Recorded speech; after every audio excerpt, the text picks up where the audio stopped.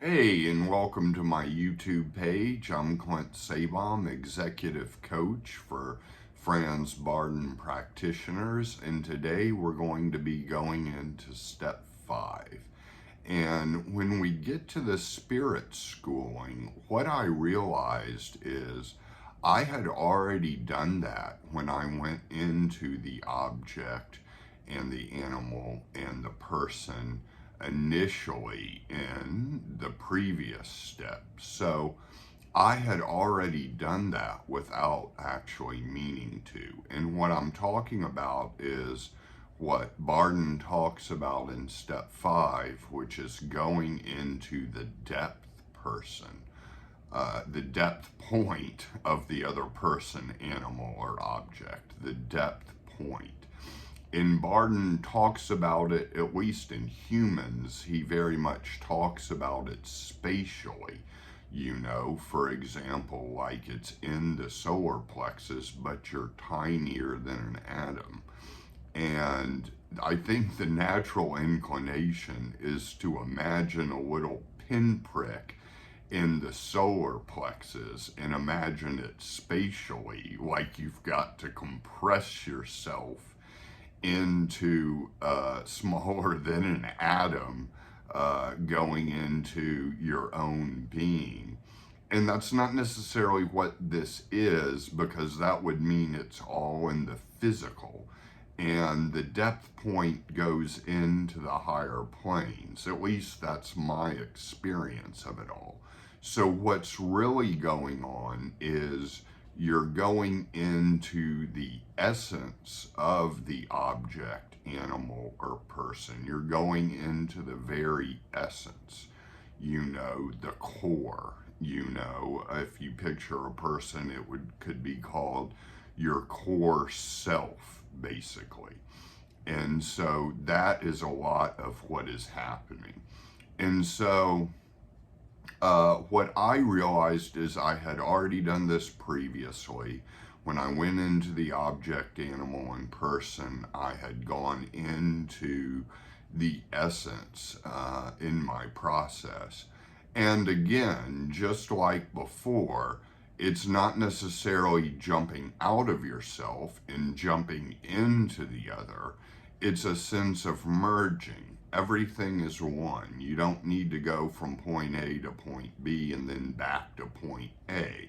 You can bring A and B together. There can be a unification.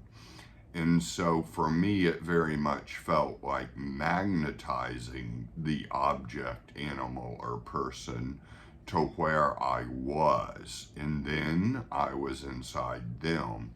And sure, I kind of forget about my physical body once I'm in the essence of the other. And so, yes, I do forget about my physical body, but I haven't necessarily per se left my physical body. And so that is basically what happens in this step, going into the very essence, the very core, the very nature of what makes that animal or person or object what it is. And, so don't try to imagine it spatially and compress yourself. That's really disruptive, and that's very hard to do, to say the least. So again, this is merging with the other and almost kind of calling them to you. At least that's the way I did it. That was successful. Now in the soul training, we come to elemental projection. And this is when I took a long time in the steps about soul schooling, basically going back over the astral mirror, going back over steps 3 and 4, going into step 5 in projecting elements. Because when I first tried to project the elements, I couldn't fill the whole room with them. I couldn't fill the whole room with fire and get it down to where the thermometer drops. Bardon mentions using a thermometer. It's not absolutely necessary, but you can. And sure, I could project the elements somewhat, but I really started to feel as if the elemental work was so key to all of this that I basically ended up going back over 3 and 4 in the soul schooling and doing step 5 in the soul schooling. And that took me a good 2 years. I basically stayed with just that for 2 years. And what happened was I was able to fill the whole room, and some later abilities in the higher steps came to me then. I didn't necessarily know there would be steps.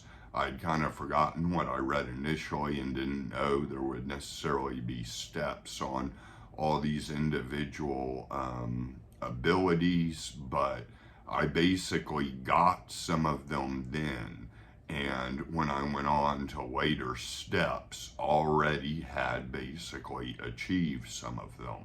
So I spent a long time with the soul schooling and with working with the elements and charging them and balancing them and connecting to the Akasha. And another core piece of my elemental work is that I've always prayed. I've always prayed to God daily and most of the time throughout the day. And that has connected me to the Akasha, from where all things come. So charging and balancing the elements, connecting to the Akasha, can get everything strong and can get the electromagnetic fluid flowing. And at that point, I was able to fill the whole room with the given element. So that was done. Again, Bardon, uses different methods in this step in the elemental projection. And yes, try all of the different methods he mentions in step 5. And you don't necessarily have to do what I did of taking more time with the soul schooling and the elements. But I found that was key to me, that the soul schooling was the most important aspect of these steps to me. And so I spent extra time on it. And so before I get to the physical schooling of step 5, I'll mention that all the elemental work I did during those 2 years could connect me to the Akasha, get the electromagnetic fluid flowing, and I could tune in to the astral plane. And I met my guardian angel, I met my spirit guides that way, by actually interacting with them in the astral plane. So when I got to the physical schooling of step 5, basically, I had already kind of achieved that. But I went through the motions of step 5 just for the sake of thoroughness. As far as kind of lifting your finger, maybe levitating it with the air element, or lifting it with your will rather than your physical body. I imagine lifting it with your will rather than your physical body is almost like a kind of separation of the soul body from the physical, and you're basically operating purely from the soul body. And I don't like that. I don't like anything in the steps, and Bardon only usually just gives it as one possible way. There are different possible ways to achieve all these abilities, and Bardon mentions different ones. And he also suggests a lot of things, and then he says, the individual magician will decide what's best for them. So he's always coming back to that subjectivity. And I definitely took liberty with that.